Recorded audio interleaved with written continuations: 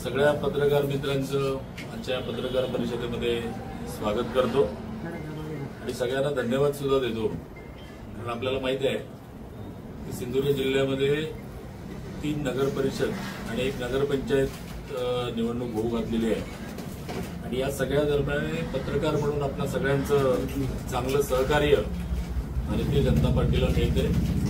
जे विषय आहेत ते स्पष्टपणे प्रकटपणे आपण समोर आणताय, आमच्या चांगल्या कामाला प्रसिद्धी देत आहे, म्हणून आपल्या सगळ्यांना खरं तर धन्यवाद देतो। चारही ठिकाणी भारतीय जनता पार्टी स्वबळावर निवडणूक लढते आणि चारही ठिकाणी आता प्रचाराला मागच्या सोमवारी आपण टीव्ही फॉर्म देण्याची प्रक्रिया झाली। गेले 8 दिवस चारही ठिकाणचा भारतीय जनता पार्टीचा प्रचारात भारतीय जनता पार्टीने आघाडी घेतलेली आहे। आमचे नगराध्यक्ष पदाचे 4 उमेदवार आणि त्यांच्याबरोबर 3 नगर परिषदातले 20 उमेदवार आणि कणकवलीचे 17 उमेदवार, एकंदर 81 जागांवर आपण लढतोय आणि ते सगळ्यामध्ये एक चांगलं वातावरण जिल्ह्यामध्ये आहे। मुळात भारतीय जनता पार्टी ही जी निवडणूक लढते ती विकासाच्या मुद्द्यावर लढते। आमचं पत्रक आपण बघितलं असेल तर त्यामध्ये आपण स्पष्ट असं म्हटलं की आमची कोणाशी स्पर्धा नाही, आमची स्पर्धा विकासाशी। त्यामुळे केवळ आणि केवळ विकासाच्या मुद्द्यावर आम्ही ही निवडणूक लढवतोय आणि मला विश्वास आहे की चारही ठिकाणी आमच्या नगराध्यक्ष पदाच्या उमेदवारांसहित चांगल्या संख्येने आमचे नगरसेवक मंडळी निवडून येतील आणि या सिंधुदुर्गातली जनता जी गेल्या लोकसभेला आम्ही आवाहन केलेलं भारतीय जनता पार्टीच्या पदरामध्ये अत्यंत चांगलं माप त्यांनी टाकलं आणि रत्नागिरी सिंधुदुर्ग लोकसभेमध्ये पहिल्यांदा भारतीय जनता पार्टीचे खासदार सन्मान्य राणेसाहेबांच्या रूपाने निवडून आले। त्यानंतरच्या निवडणुकांमध्ये सुद्धा 3 उमेदवारांसाठी भारतीय जनता पार्टीने चांगलं काम केलं आणि 3 आमदार आपले निवडून आले। त्यामुळे जनता भारतीय जनता पार्टीच्या सोबत आहे, पाठीशी आहे। कारण सन्माननीय पंतप्रधान नरेंद्रभाई मोदी हे ज्या पद्धतीने गेली 11 वर्ष भारताला पुढे घेऊन जात आहेत, जगामध्ये भारताचं एक नाव करत आहेत आणि विकसित भारताचा संकल्प पूर्ण करण्याच्या दृष्टीने पावलं उचलत आहेत, तर त्या सगळ्यांबद्दल लोकांच्या मनामध्ये एक चांगली भावना आहे। महाराष्ट्रामध्ये देवेंद्रजी फडणवीस यांच्या नेतृत्वाखालचं सरकार आहे। 1 वर्ष या सरकारला झालं आणि आपण सगळ्यांनी अनुभवलं असेल की महाराष्ट्रामध्ये सुद्धा चांगल्या विकासाची पायाभरणी दरम्यानच्या कालावधीमध्ये झाली।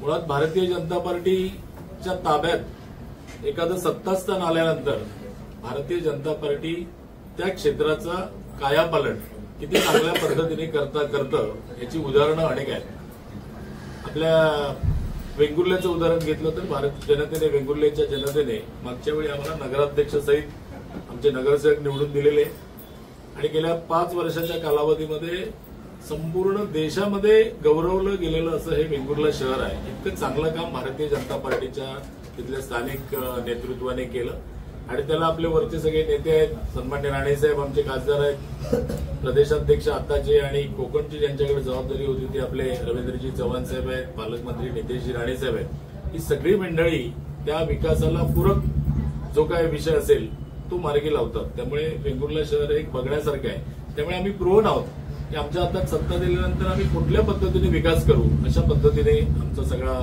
हा प्रवास आहे आणि मला खात्री आहे की सावंतवाडी शहराच्या प्रचाराच्या निमित्ताने मी एक 2-4 वेळा इथे आलो, प्रचारामध्ये सहभागी झालो, अनेक लोकांच्या भेटी घेतल्या आणि या सगळ्यामध्ये इथल्या ज्या उमेदवार आहेत युवराज्ञी श्रद्धाराजे भोसले या प्रचंड मताने विजयी या ठिकाणी होतील। त्यांच्या पदरामध्ये या सगळ्याचा कौल पडेल, त्यांच्या बाजूने असेल आणि आमचे नगरसेवकही आम्ही चांगल्या पद्धतीने दिलेले आहेत, तर ते सगळे नगरसेवकही या ठिकाणी निवडून येतील।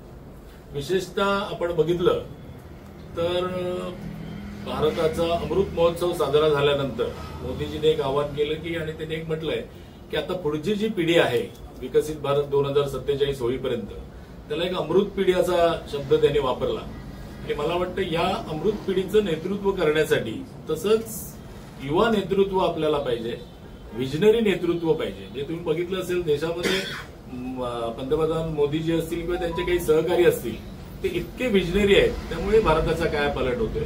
सन्मान्य देवेंद्रजी फडणवीस आहेत, त्यांचं नेतृत्व आपल्याला सगळ्यांना माहित आहे की किती आघाड्यांवर त्यांचं प्रभुत्व आहे, कर्तृत्व आहे आणि त्यामुळे महाराष्ट्र पुढे सरकतो. आमचा प्रयत्न असाच आहे की प्रत्येक ठिकाणी अशाच पद्धतीचं व्हिजनरी नेतृत्व, ज्याने देश विदेश बघितलं असेल, ज्याने मोठी शहरं बघितली असतील, ज्याने या सगळ्या विषयाचा अनेक अंगाने अभ्यास केला असेल, आणि मला वाटतं हे सगळे गुण युवराज्ञी श्रद्धाराजे भोसले यांच्याकडे आहेत. त्यामुळे नव्या पिढीचं नेतृत्व करणारं असं हे नेतृत्व आहे. आणि सावंतवाडीकर जनता फार सुज्ञ आहे, अत्यंत चुजी आहे, आणि त्यामुळे त्या या श्रद्धाराजे भोसलेंना नगराध्यक्ष म्हणून काम करण्याची संधी चांगल्या प्रकारे देतील. आणि त्याचबरोबर आमचे जे काही नवीन युवा उमेदवार आहेत, जी सगळी मंडळी कार्यरत असणारी आहेत, त्यांच्यासोबत या सगळ्यांचा विजय निश्चित आहे. मालवणात राणेसाहेब हे स्टार प्रचारकांच्या यादीत आहेत, आणि त्यामुळे स्टार प्रचारकांच्या सभा कुठे कुठे असतील याची एक यादी आपल्याला प्रदेशाकडून येते.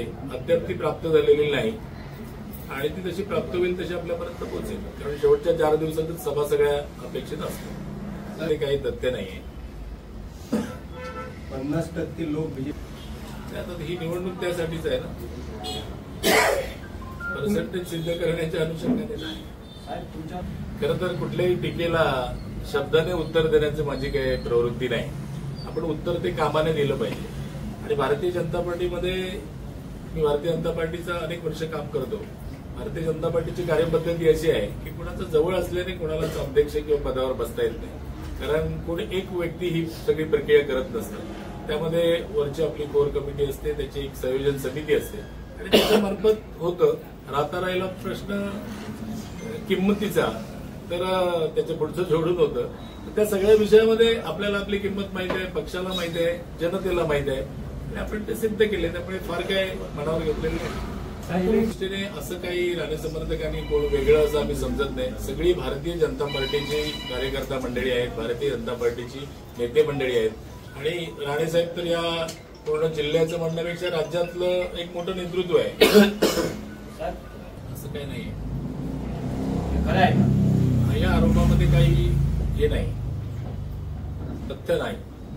असं आहे की आमची विकासाची, आमच्या पुढची जी उद्दिष्ट आहेत, आमचं ध्येय आहे, याची रेष खूप मोठी आहे आमच्या कामाची. त्यामुळे दुसऱ्या कोणाची रेष पुसण्यामध्ये, खोडण्यामध्ये आम्हाला काही इंटरेस्ट नाही. आपली आहे ती वाढवायची. कुठल्या विषयात, कुठल्या याच्यात? सावंतवाडी. नाही, आता काही गोष्टी पूर्ण मागच्या वेळेचा एक छोटंसं तुम्हाला उदाहरण सांगतो की जसा मॅन्डेट असतो. मागच्या वेळी नगराध्यक्ष आमचे भारतीय जनता पार्टीचे होते. थोडंसं संख्याबळ, त्या दरम्यानची करोना वगैरे सगळी परिस्थिती, त्यामुळे काही गोष्टी अपूर्ण राहिल्या असतील, ते या सगळ्या कालावधीमध्ये पूर्ण होते.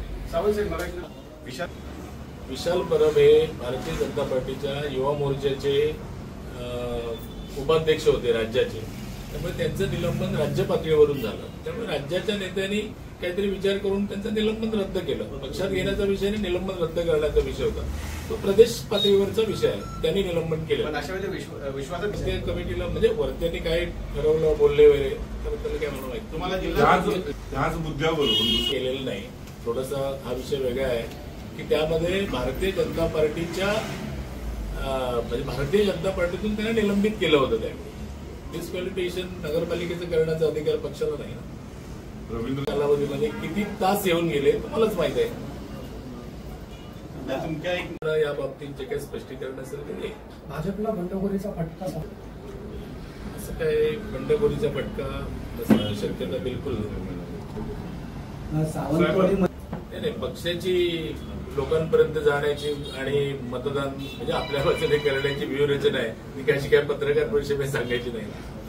साहेब, विषय असेल, मनावर घ्यायचा असेल तर स्पष्टीकरण देतील. आणि त्यांनी म्हटलंय की आलंय ना ते. आता त्या विषयात मी सगळं माहिती घेईन. आता आलोय ना सावंतवाडी, त्यामध्ये माझ्याकडे चार नगरपालिकांमध्ये फिरत असल्यामुळे एकाच नगरपालिकेचे सगळे विषय माझ्याकडे नाहीत सध्या. पण शिवसेना तुम्हाला या मुद्द्यामध्ये ते निवडली ना, त्यामध्ये काय कोणत्याही मुद्द्यावरनं विरोधी पक्ष किंवा समोरच्या पक्षाला घेण्याचा प्रयत्न असतो. त्यात काय वाईट वाटण्यासारखं नाही ना. सरळ चालेल तर मग त्याला निवडणूक कशाला बनवा. सावंतवाडीमध्ये नक्कीच नितेशजी राणे म्हणाले त्या मताशी सहमत आहे, आणि मीच नाही तर पूर्ण सावंतवाडीकरही या विषयाशी सहमत असतील. मग तुम्ही तसा प्रचार करणार आहात का उतरून? कारण तुम्ही या पण मोडतो आणि मी त्यात सावध बदल करण्याचा आहे, त्यामुळे तो प्रचार होणार. तुमच्या भारतीय जनता पार्टीला मानणारी लोक आहेत, भारतीय जनता पार्टीच्या विकासाला प्राधान्य देणारे लोक आहेत. त्याच्या बंडखोर उमेदवार आणि या सगळ्यांना काही मदत करतील असं काही शक्यता नाही. कोणी असं सांगितलं का? विशाल बरोबर आरोप कोणी करेल, पण पक्ष प्रवेश करणारे कोणी असं म्हणालंय का की आम्हाला बोलून आणले आणि चाल घातले? असं कोणाचं उत्तर नाही आहे माझ्या माहिती. सावंतवाडीत कोणाच्या सभा होणार आहे किंवा म्हणजे आपल्याला अपेक्षित आहे आम्ही देवेंद्रजींसाठी राणेसाहेब असतील किंवा चव्हाण साहेब असतील या सगळ्या नेत्यांसाठी स्टार प्रचारक आहे आमच्या भारतीय जनता पार्टीमध्ये. असं आहे की तिथून गरज बघतात की कुठल्या ठिकाणी कोणी जावं आणि वरून सभाचं नियोजन होतं. आम्हाला फक्त कुठे सभा होणार ती 2 दिवस आधी कळतं. उद्या रवींद्र चव्हाण आहे ते मी आता खरं तर प्रेसमध्ये सांगणार होतो. थोडासा दौरा त्यांचा कुठून कसा होतो, त्यांच्या सभा आणि काही बैठका वगैरे आहेत ते दुपारपर्यंत क्लिअर होतील. संध्याकाळी तुम्हाला सांगतो. फडणवीस साहेब पण पार्टी ही कार्यकर्त्यांची पार्टी आहे आणि त्यामुळे प्रत्येक कार्यकर्ता हा तितकाच नेत्यांच्या ताकदीने काम करणार आहे. त्यामुळे जे आहे त्या सगळ्यामध्ये आम्ही निवडणूक चांगल्या पद्धतीने जिंकू. सावंतवाडीमध्ये मोजून 4-5 दिवस राहिलेले आहेत. युती तुटली युती या चर्चेत तुम्ही लोकांनी पण थोडंसं आता बाहेर आलं पाहिजे. आता जी आहे ती वस्तुस्थिती सांगितली पाहिजे आणि आता तुमच्या सगळ्या लिखाणाचा कल आहे तो कोण चांगलं काम करतोय त्याच्याकडे जायला पाहिजे.